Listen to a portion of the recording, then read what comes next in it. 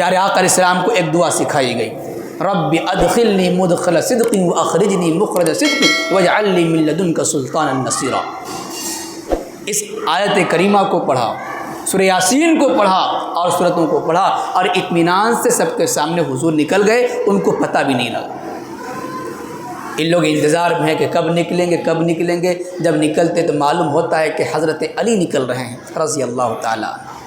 بہرحال اس طریقے سے حضور پاک علیہ السلام کو اللہ رب العزت نے جانی دشمنوں سے بچا کر کے نکالا۔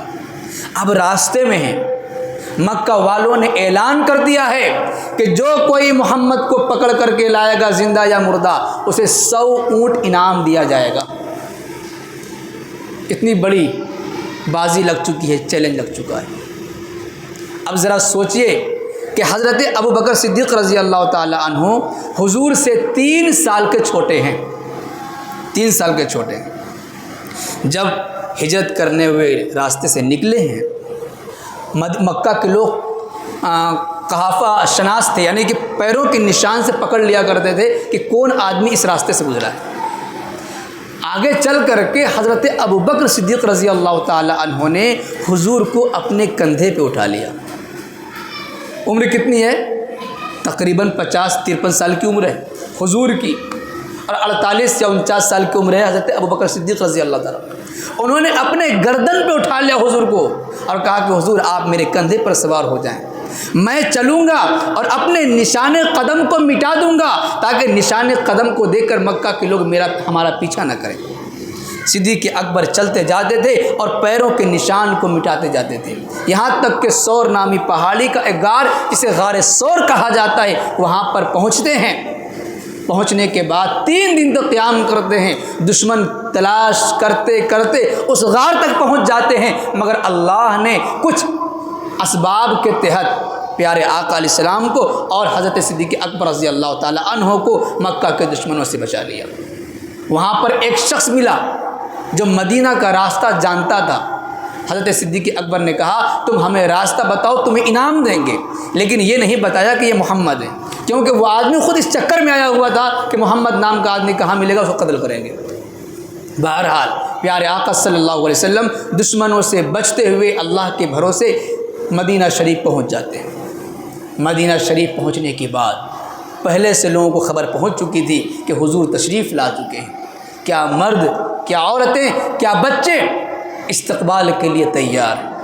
مدینہ شریف پہنچتے ہیں، مدینہ کی چھوٹی چھوٹی بچیاں حضور کی شان اقدس میں طلع البدر علینا والے اشعار پڑھ رہی ہیں، اور خوب استقبال ہو رہا ہے، شاندار استقبال ہو رہا ہے۔ حضور پہنچے، ہر کوئی تمنا کر رہا ہے کہ حضور پاک علیہ الصلوۃ والسلام ہمارے گھر کے مہمان بن جاتے، لیکن جس اونٹنی پر پیارے آقا علیہ السلام سوار تھے، حضور نے فرمایا کہ یہ اونٹنی اللہ کی طرف سے معمور ہے، جہاں بیٹھ جائے ہمارا قیام وہیں پر ہوگا، کسی کے بلانے سے کسی کے کہنے سے ہم نہیں جائیں گے، کیونکہ ہر کوئی چاہ رہا ہے کہ ہمارے گھر کے مہمان بن جاتے، اگر ہم ان کے ہاں اترتے ہیں تو یہ ناراض ہو جائے گا، ان کی دل شکنی ہوگی، اور اگر ان کے ہاں رک جاتے ہیں تو ان کی دل شکنی ہوگی۔ حضور کا نانی حال بھی ہے، یعنی حضور کے نانی کا گھر مدینہ ہے، حضور کے دادا کا سسرال مدینہ ہے، سسرال والے بھی اور نانی حال والے بھی چاہ رہے ہیں کہ حضور کا قیام ہمارے یہاں ہو، اور عام امتی عام جانثار صحابی جو حضور پر ایمان رکھتے ہیں ان کی بھی خواہش ہے کہ حضور ہمارے یہاں مہمان بن جائے۔ تو حضور نے ہر ایک کا خیال رکھا اور کہا کہ یہ اونٹنی اللہ کی طرف سے معمور ہے، جہاں بیٹھ جائے گی وہیں پر ہمارا قیام ہوگا۔ چنانچہ وہ اونٹنی حضرت ابو ایوب انصاری رضی اللہ تعالی عنہ کے یہاں بیٹھ جاتی ہے، دروازے پر جا کر حضور نے کہا ہمارا قیام یہیں پر مقدر ہے۔ چنانچہ حضرت ابو ایوب انصاری رضی اللہ تعالی عنہ کے یہاں حضور پاک علیہ السلام مہمان بنے۔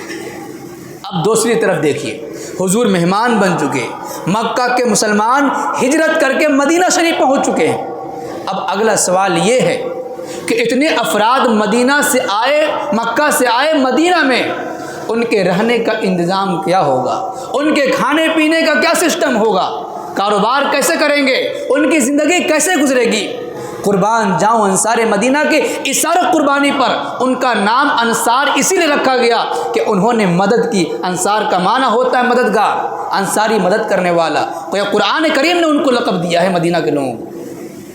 پیارے آقا علیہ السلام نے مخاوات کا ایک سسٹم بنایا جس کا مفہوم یہ ہے کہ مکہ کے جو لوگ آئے ہیں مہمان بن کر ہجرت کر کے، مدینہ کے لوگ ان کو اپنا بھائی سمجھیں، ہر گھر میں تقسیم کر دیا گیا، اور تمام مدینہ والوں نے خوشی خوشی قبول بھی کر لیا اور کہا کہ انشاءاللہ جس طرح ہم اپنے بھائیوں کو حق دیتے ہیں، حصہ دیتے ہیں، اپنے مہاجر بھائیوں کو وہی حق دیں گے۔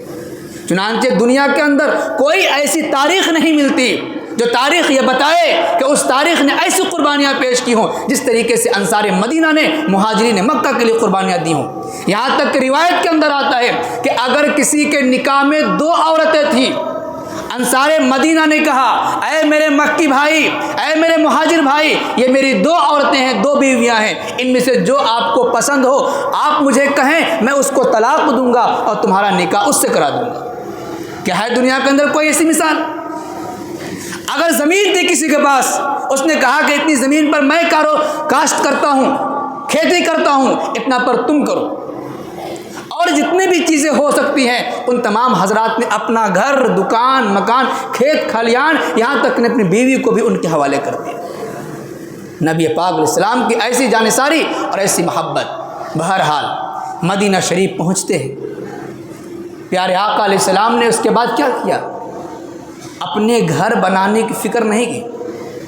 وہاں جانے کے بعد سب سے پہلے تو یہودیوں کا مدینہ کے اوس و خزرج سے جو جھگڑا تھا، اس جھگڑے کو کنٹرول کرنے کے لیے پہلے معاہدہ کروایا، صلح نامہ لکھوایا کہ کوئی آپس میں جھگڑے گا نہیں، سب مل جل کر کے رہیں گے۔ انصار مدینہ کو مہاجرین کا بھائی بنا دیا، اور پھر نماز فرض ہے، نماز کہاں پڑھی جائے گی، یہ ایک اہم تعلیمات میں سے ہے۔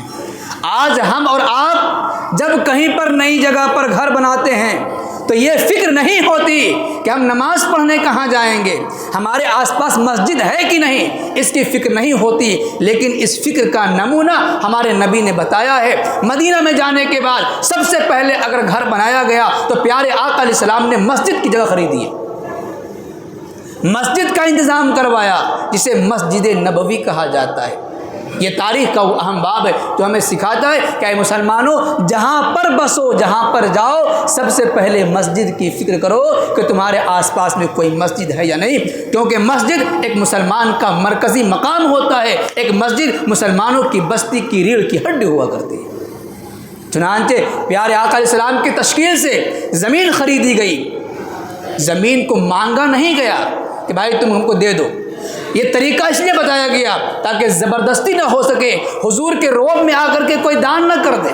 حالانکہ یتیم بچوں نے اپنی طرف سے خوشی خوشی دے دیا، لیکن پیارے آقا علیہ السلام نے اس کی قیمت دلوائی۔ جب مسجد بننے لگی، روایت کے اندر آتا ہے پیارے آقا صلی اللہ علیہ وسلم مسجد کی تعمیر میں خود پتھر اٹھا کر کے رکھا کرتے تھے۔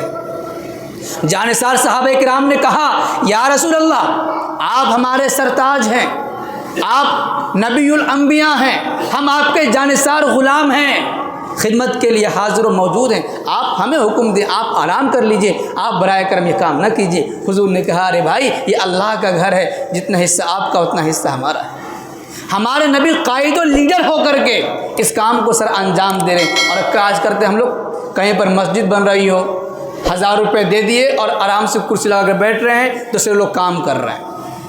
ٹھیک ہے، کام تو ہر کوئی کربے کرے گا مزدور، لیکن مسجد سے محبت یہ ہے کہ اگر آپ لیڈر ہیں، ذمہ دار ہیں، چودھری ہیں، گھر کے امیر و غریب ہیں، تو اگر دوسرے افراد مسجد کے کام میں حصہ لے رہے ہیں تو صرف پیسے دے دینا کامیابی نہیں ہے، اس سے محبت نہیں ہے۔ پیسے بھی دیجئے، لیکن اپنے ہاتھوں کو اس میں لگائیے تاکہ نبی پاک علیہ السلام کے عمل کو آپ اپنی زندگی میں اتار سکیں، اور اس مسجد میں آپ کا اپنے مال کے ساتھ ساتھ اپنی جان اور اپنی طاقت کا بھی استعمال ہو سکے۔